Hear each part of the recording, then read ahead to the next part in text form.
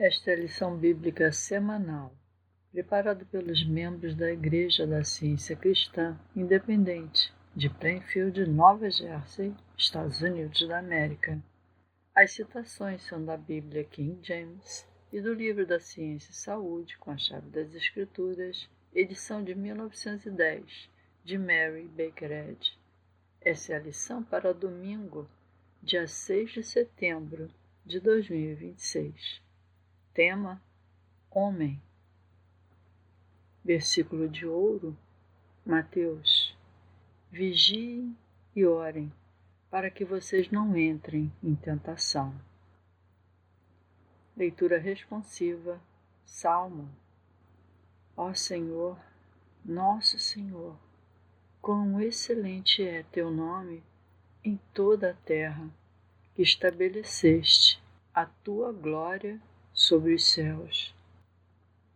Quando considero os teus céus, o trabalho dos teus dedos, a lua e as estrelas que tu ordenastes, o que é o homem para que sejais cuidadoso com ele, e o filho do homem para que o visites, porque o fizestes um pouco menos do que os anjos, e o coroaste com glória e honra. Tu fizestes com que ele tivesse domínio sobre as obras de tuas mãos, e pusestes todas as coisas debaixo de seus pés. A Bíblia, Tiago, meus irmãos, considerem tudo isso como alegria quando caíres em diversas tentações, sabendo que na prova de vossa fé opera a paciência, que a paciência, no entanto, realize a sua obra perfeita, para que sejais perfeitos e completos, sem vos faltar coisa alguma. O homem indeciso é instável em todos os seus caminhos. Abençoado é o homem que resiste à tentação, porque, tendo sido posto à prova, receberá a coroa da vida que o Senhor prometeu aos que o amam. Que homem algum, ao ser tentado, diga: por Deus sou tentado, porque Deus não pode ser tentado pelo mal. E a nenhum homem tenta, mas cada homem é tentado, quando atraído e seduzido pela própria cobiça. Primeira carta aos Coríntios: Não vos tem sobrevindo tentação que não seja comum aos homens, mas Deus é fiel, o qual não permitirá que sejais tentado acima do que sois capazes, mas também com a tentação fará um caminho para escapar, para que sejais capazes de suportá-la. Gênesis. E José foi conduzido ao Egito, e Potifar, um oficial de Faraó, capitão da guarda, um egípcio, comprou das mãos dos ismaelitas que o haviam levado para lá. E o Senhor estava com José, e ele era um homem próspero, e ele estava na casa do seu senhor, o egípcio. E o seu senhor viu que o Senhor estava com ele, e que o Senhor fazia tudo prosperar na sua mão. E José encontrou graça aos olhos dele, e ele o serviu. E ele o fez supervisor da sua casa, e tudo que ele possuía colocou na mão dele. E aconteceu que desde o tempo em que ele o fizera supervisor sobre sua casa e sobre tudo que possuía, o Senhor abençoou a casa do egípcio por causa de José. E a bênção do Senhor estava sobre tudo o que ele possuía na casa e no campo. E ele deixou tudo o que possuía nas mãos de José, e ele não sabia o que possuía, a não ser o pão que comia. E José era uma boa pessoa e formoso à vista. E aconteceu que depois dessas coisas, a esposa do seu senhor lançou seus olhos sobre José, e ela disse: Deita-te comigo. Mas ele se recusou e disse à esposa do seu senhor: Eis que meu senhor não sabe do que está comigo na casa, e ele confiou tudo o que tem nas minhas mãos. Não há ninguém maior na casa do que eu. Tampouco me negou coisa alguma senão a ti, pois és mulher dele. Como então eu poderia fazer tamanho mal e pecar contra Deus?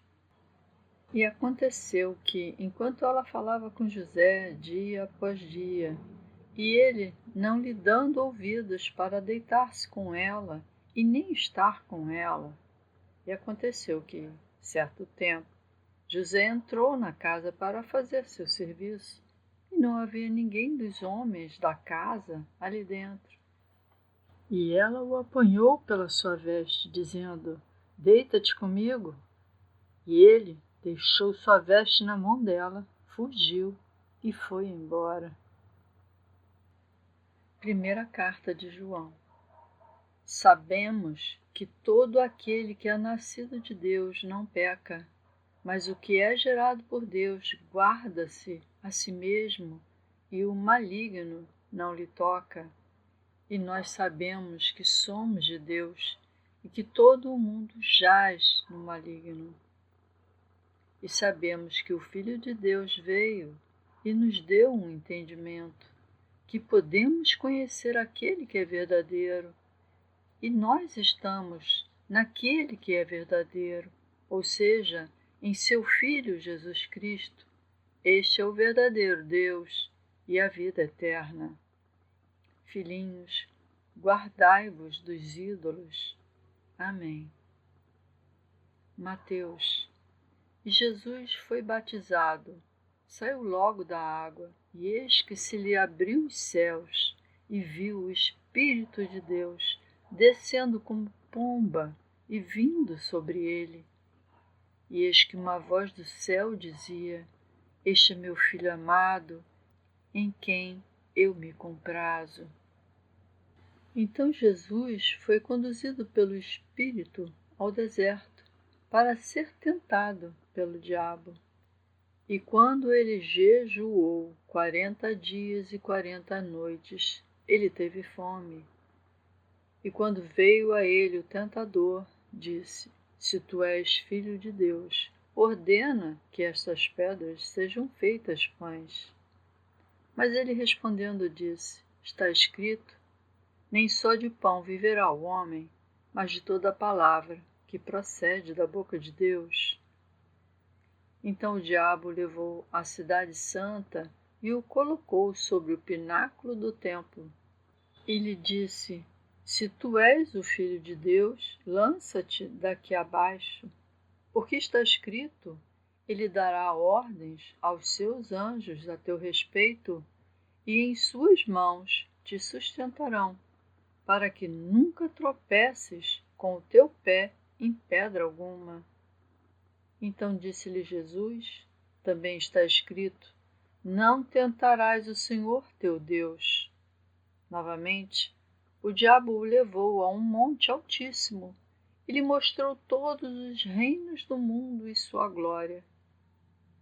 E lhe disse: Todas essas coisas eu te darei, se prostrado me adorares.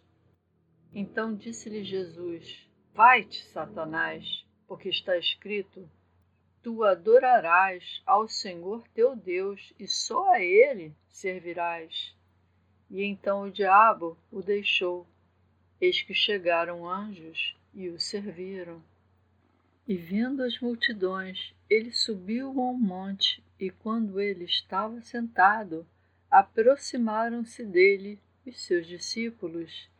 E ele, abrindo a boca, ensinava-os, dizendo: Orai, pois, da seguinte maneira: E não vos conduzas à tentação, mas livrai-nos do mal, porque teu é o reino, e o poder, e a glória para sempre. Amém. Agora eu vou ler as passagens correlatadas com o livro-texto de Ciência e Saúde, com a chave das Escrituras, de Mary Baker Eddy. O homem é a expressão do ser de Deus. O homem é incapaz de pecar, de adoecer ou morrer. O homem real não pode afastar-se da santidade, nem pode Deus, por quem o homem evoluiu, engendrar a capacidade ou liberdade para pecar. A história do cristianismo fornece provas sublimes da influência, de apoio e do poder protetor concedido ao homem por seu Pai Celestial, a onipotente mente que dá ao homem fé e compreensão, por meio das quais se defender não apenas da tentação, mas de ataques corporais sofridos. O poder moral e espiritual pertence ao espírito que mantém o vento em seus punhos. E este ensinamento está de acordo com a ciência e a harmonia. Na ciência você não pode ter nenhum poder oposto a Deus, e os sentidos físicos devem abandonar seu falso testemunho. Sua influência para o bem depende do peso que você coloca na balança certa. O bem que você faz e incorpora lhe dá o único poder que pode ser obtido. O mal não é poder, é uma zombaria da força que logo traz sua fraqueza e cai para nunca mais se levantar. Caminhemos nos passos da verdade e do amor, seguindo o exemplo do nosso Mestre na compreensão da metafísica divina. O cristianismo é a base da verdadeira cura. Tudo o que mantém o pensamento humano alinhado com o amor altruísta recebe diretamente o poder divino. A descrição do homem como puramente físico ou como material e espiritual, mas em ambos os casos dependente de sua organização física, é a caixa de Pandora, da qual surgiram todos os males, especialmente o desespero. A matéria que toma o poder divino em suas próprias mãos e afirma ser o Criador é uma ficção, na qual o paganismo e a luxúria são tão sancionados pela sociedade que a humanidade pegou seu contágio moral através do discernimento do oposto espiritual da materialidade, mesmo o caminho através de Cristo, a verdade, o homem reabrirá com a chave da ciência divina os portões do paraíso que as crenças humanas fecharam e se encontrará não caído, certo, puro e livre. A ideia de que naturezas animais podem porventura conferir força ao caráter é absurda demais para ser considerada quando lembramos que, mediante a ascendência espiritual, nosso Senhor e Mestre curou os enfermos, ressuscitou os mortos e ordenou até mesmo que os ventos e as ondas lhes obedecessem.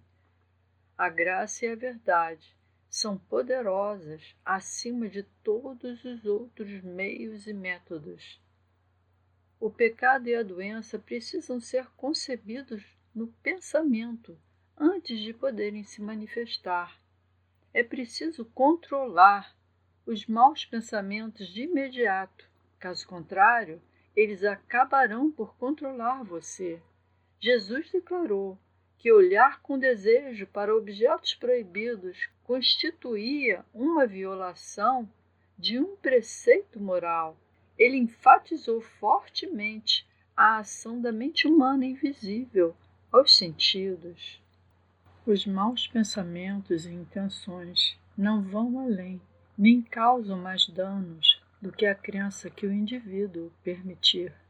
Maus pensamentos, desejos lascivos e propósitos maliciosos não podem propagar-se como pólen ao sabor do vento. de uma mente humana para a outra e encontrar abrigo insuspeitado, se a virtude e a verdade edificarem uma defesa sólida. A infidelidade à aliança matrimonial é o flagelo social de todas as raças, a peste que se propaga nas trevas, a destruição que assola o meio-dia. O mandamento não cometerás adultério não é menos imperativo do que aquele não matarás. A castidade é o cimento da civilização e do progresso. Sem ela, não há estabilidade na sociedade e sem ela não se pode alcançar a ciência da vida. A escravidão do homem aos senhores mais implacáveis, a paixão, o egoísmo, a inveja, o ódio e a vingança só é vencida mediante uma luta árdua. Cada hora de demora torna a luta mais severa. Se o homem não triunfa sobre as paixões, elas destroem a felicidade, a saúde e a dignidade humana. Aqui a ciência cristã é a panaceia soberana, conferindo força à fraqueza da mente mortal, força proveniente da mente imortal e onipotente, e elevando a humanidade acima de si mesma a desejos mais puros, até mesmo ao poder espiritual e à boa vontade para com o próximo. A reforma da temperança, sentida em toda a nossa terra, resulta da cura metafísica que corta toda árvore que não produz bons frutos. Essa convicção de que não há prazer real no pecado é um dos pontos mais importantes na teologia da ciência cristã. Despertar o pecador para essa visão nova e verdadeira do pecado, mostrar-lhe que o pecado não proporciona prazer, e esse conhecimento fortalece sua coragem moral e aumenta sua capacidade de dominar o mal e amar o bem. Curar o doente e reformar o pecador são uma e a mesma coisa na ciência cristã. Ambas as curas requerem o mesmo método e são inseparáveis da verdade. A coragem moral é necessária para enfrentar o erro e proclamar o que é certo. Mas como reformaremos o homem que possui mais coragem animal do que moral e que não tem a verdadeira noção do bem?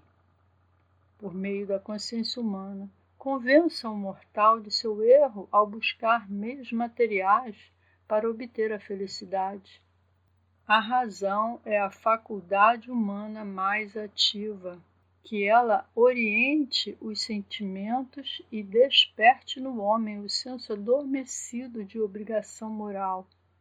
Assim, gradualmente, ele aprenderá a nulidade dos prazeres do sentido humano e a grandeza e a bem-aventurança de um sentido espiritual que silencia o material ou corpóreo. Então ele não apenas será salvo, mas já está salvo. Quando a ilusão de doença ou pecado tentar, apegue-se firmemente a Deus e a sua ideia. Não permita que nada além de sua semelhança permaneça em seu pensamento. Não deixe que o medo ou a dúvida obscureçam a percepção clara e a sua confiança serena de que o reconhecimento da vida harmoniosa, como a vida é eternamente, pode destruir qualquer sensação dolorosa ou crença naquilo que a vida não é. A humanidade progredirá por meio da ciência no cristianismo. A necessidade de elevar a raça da origem ao fato de que a mente pode fazê-lo, pois a mente pode conferir pureza em vez de impureza, força em vez de fraqueza e saúde em vez de doença.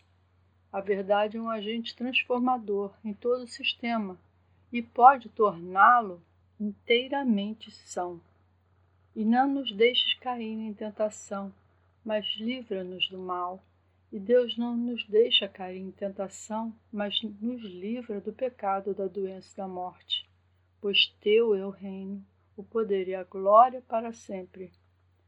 pois Deus é infinito, todo o poder, toda a vida, verdade, amor, sobre o todo e em tudo.